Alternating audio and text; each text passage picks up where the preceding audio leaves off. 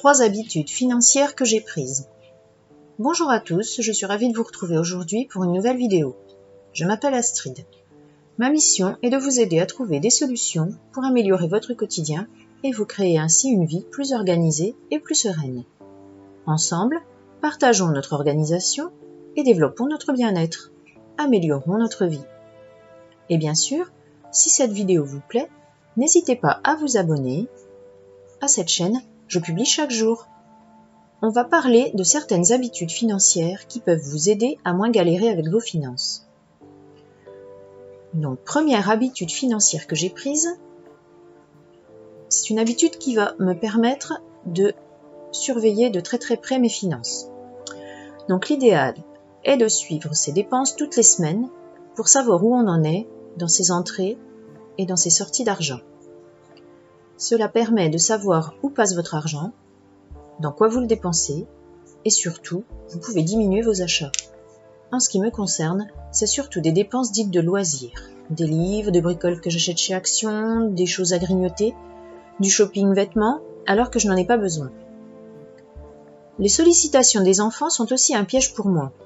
J'étais toujours prête à leur faire plaisir et cela m'empêchait de faire des économies, parce que tout l'argent que j'aurais pu économiser était dépensé pour eux. Quel est selon vous votre point faible et qu'est-ce que vous avez pu éliminer ou diminuer comme dépenses superflues? Vous pouvez me laisser un commentaire sous cette vidéo. Donc, deuxième habitude financière que j'ai prise, c'est celle d'épargner en début de mois. On dit souvent se payer en premier. Je fais mon budget, j'estime mes entrées et mes sorties d'argent et je vois ce qu'il reste.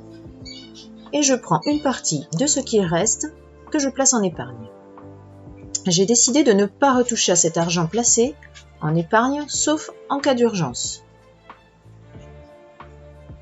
Il vaut mieux épargner en début de mois qu'à la fin, quand il ne reste plus rien. L'intérêt d'avoir fait un budget permet de se donner des limites dans ses dépenses. Quand il n'y a plus, on arrête de dépenser. Troisième habitude financière, donc pour moi, ça a été de me constituer un fonds de secours.